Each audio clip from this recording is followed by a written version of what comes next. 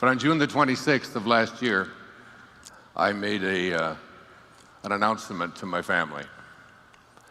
I told them that I had written 41 books. Many of them I have been blessed to have appear on bestseller lists all around the world.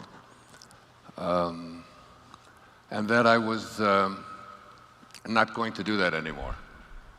I had completed that part of my life, and I had some other things that I wanted to do, and I wanted to just sort of take it easy now. I'm 72 years old, and I don't want to have that pressure to face those empty pages over and over and over again, as I've been doing since I was in my 30s. That was June the 26th. On June the 27th, I woke up and I began writing. And I wrote, and I wrote, and I wrote, and I wrote for the next 5 months. And I couldn't stop, because there is something inside of me that is a calling. There is something moving the pieces around that is bigger than who I am and what this ego of mine says. And it's getting in touch with that inner drive, that part of us that says, this is what you're here for. This is what you came into this world to be. I was being interviewed by the New York Times about a decade or so ago, and there was also a gentleman there who's a very famous writer. His name was Arthur Miller, perhaps the most famous American playwright of the 20th century. You've all read Death of a Salesman and The Crucible and so many others. And Arthur Miller was 91 years old at the time, and he was asked the question, are you working on another play?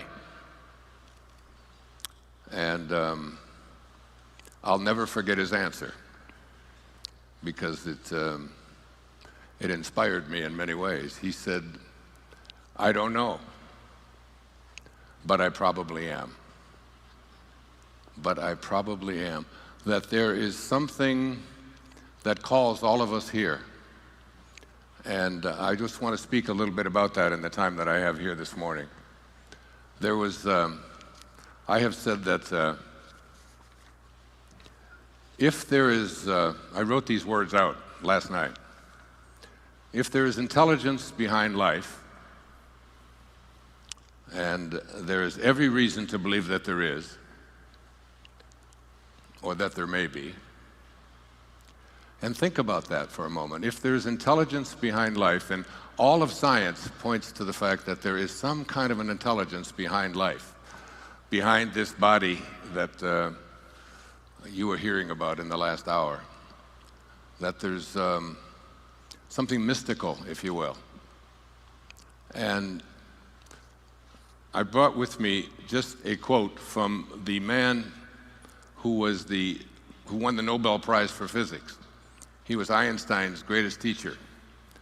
He was considered the father of modern quantum physics. His name was Max Planck. And on receiving the Nobel Prize for Physics, this is what he said. He said, as a man who has devoted his whole life to the most clear-headed science, to the study of matter, I can tell you, as the result of all of my research about atoms, this much, that there is no matter as such. That all matter originates and exists only by virtue of a force which brings the particles of an atom to vibration and holds this minute solar system of the atom together. We must, as scientists, all assume that behind this force is the existence of a conscious and intelligent mind. This mind is the matrix of all matter. This divine intelligence that is behind everything that is working in this body that we are so consumed with and so concerned about, and how to keep it healthy, that there is something beyond that. One of my favorite poets once observed, He said, what if you slept? And what if in your sleep you dreamed? And what if in your dream you went to heaven? And there picked a strange and wonderful flower. And what if when you awoke, you held that flower in your hand? Ah, what then? Samuel Taylor Coleridge, who wrote The Rime of the Ancient Mariner, and I wonder when I ask that question, I've done it on a couple of my public television specials, to ask that question, do you really believe that such a thing is possible? Because as I wrote out last night, I said if there is intelligence behind life, and there is every reason to believe that there is, then all of that intelligence must be innate in each creation of that intelligence. This universal mind, or this, whatever you want to call it, divine mind, the great Tao. I wrote a book 8 years ago called Change Your Thoughts, Change Your Life, which was based on the ancient teachings of the Tao Te Ching by a man named Lao Tzu, who wrote it 2,500 years ago, 500 years before the birth of Christ. And in that great tome, some call it the wisest book ever written. There's 81 verses, and I decided to write an essay on each of those 81 verses and how to apply it in today's life. He said, the great Tao, God, soul, this matrix behind all of life, he said, it does nothing, and yet it leaves nothing undone. He said, each and every one of you are doing nothing. You're all just being done. There is something moving the checkers around in this checkerboard that we call our life, that Arthur Miller was referring to when he said, I don't know, but I probably am.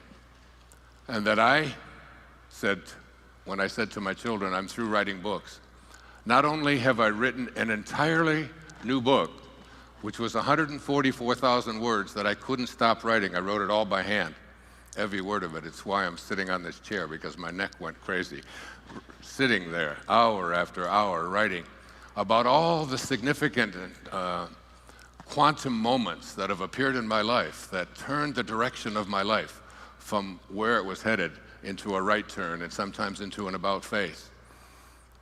And I call this book, I Can See Clearly Now.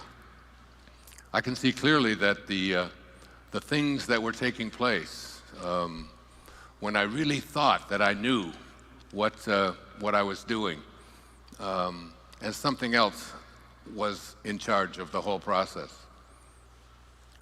One of the famous observations of one of our great humorists, Mark Twain, he said, the thing that gets you into trouble isn't what you don't know.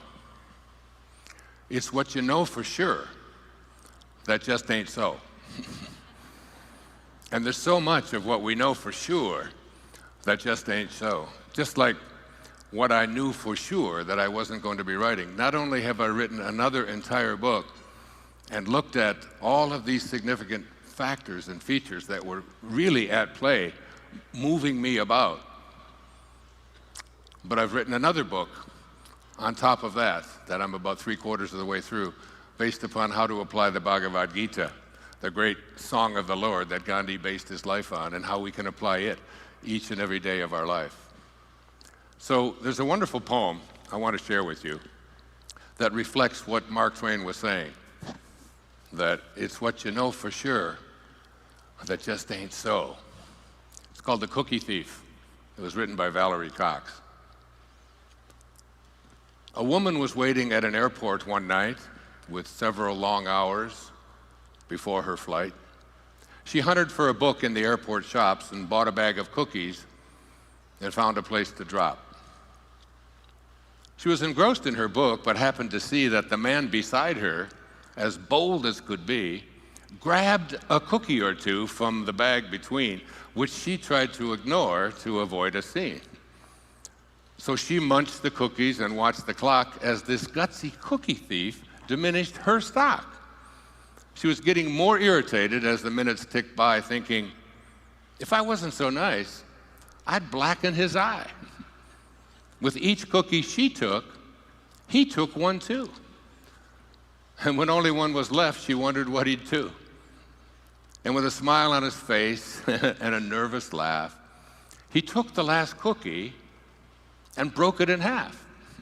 He offered her half as he ate the other. And she snatched it from him and thought, oh, brother, this guy has some nerve, and he's also rude. Why, he didn't even show any gratitude. She had never known when she had been so galled, and she sighed with relief when her flight was called. She gathered her belongings and headed to the gate, refusing to look back at the thieving ingrate. She boarded the plane, she sank in her seat, then she sought her book, which was almost complete. As she reached in her baggage, she gasped with surprise. There was her bag of cookies in front of her eyes. If mine are here, she moaned with despair, then the others were his, and he tried to share. Too late to apologize, she realized with grief that she was the rude one, the ingrate, the thief. Isn't that beautiful? Valerie Cox.